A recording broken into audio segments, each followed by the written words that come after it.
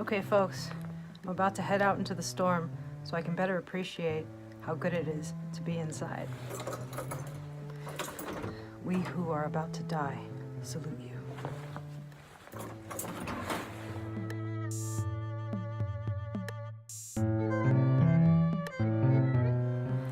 It's not so bad.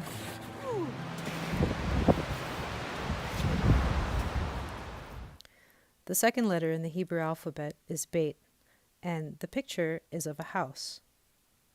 And just as a house is something that you go into, the letter Bet is actually used as a prefix in Hebrew. If you place it in front of a word, it means in or inside. The very first word of Genesis is Bereshit, which means in the beginning.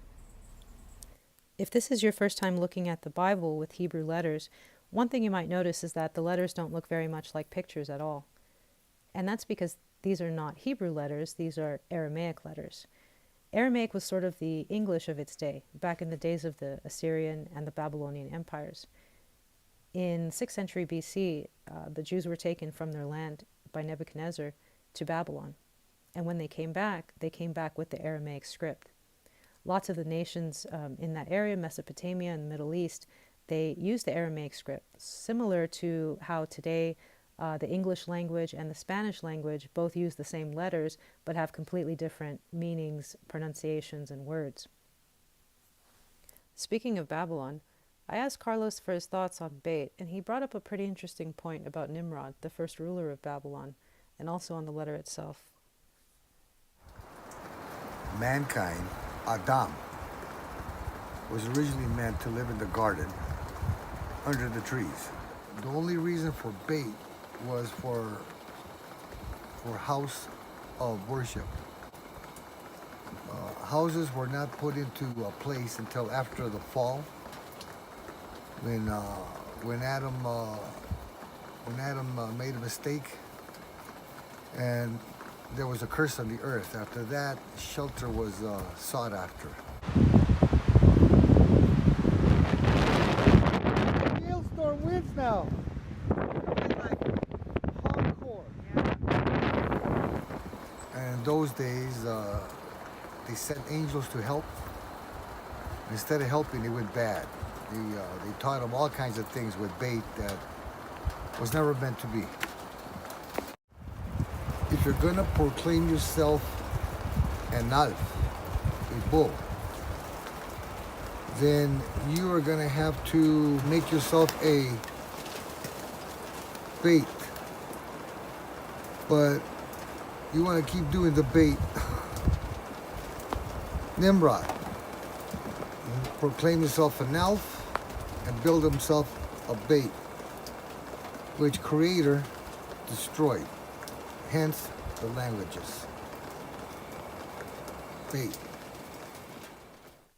At the tower in Babel, he mixed up everyone's sounds so they couldn't understand one another, and so that men could not act in one accord, because their plans and their ways were not his. But his prophet Zacharias said that at the end of the age, he will restore to us a chosen and pure speech, and that this language will be restored for the very purpose of men acting together in one accord, because in those days we will use our common speech to call on his name and serve him together. It's never too late, day or night, to go to the tree of contemplation.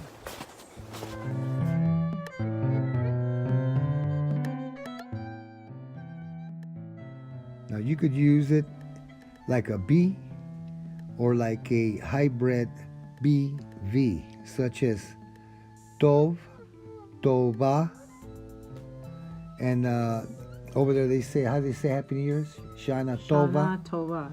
Tova. Sounds more like a V than a B.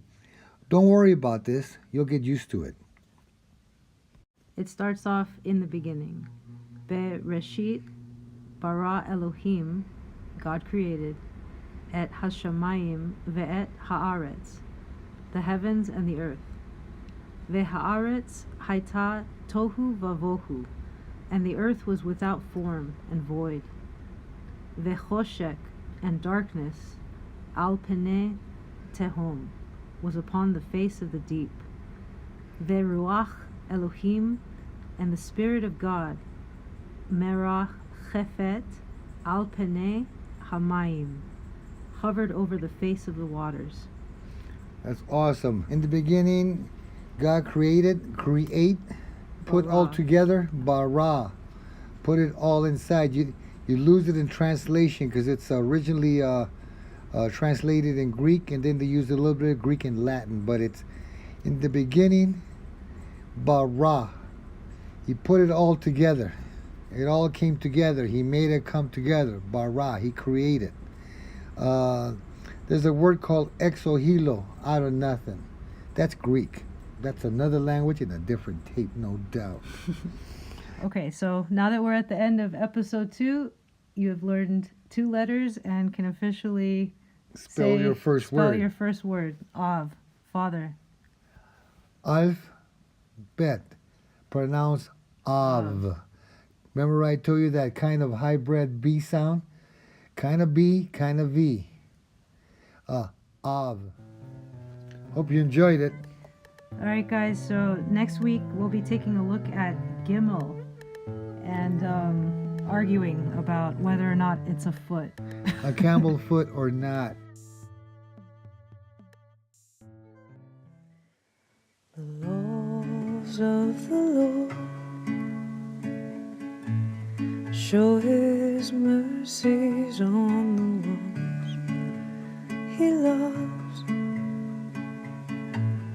and His favor on the land He chose.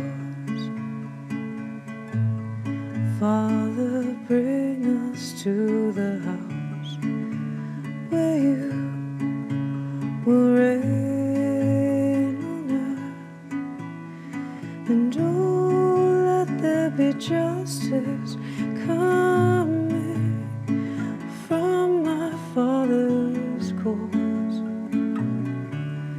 in Zion.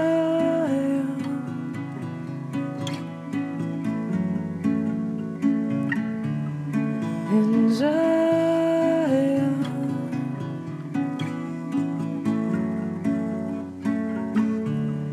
in Zion, He will reign for good.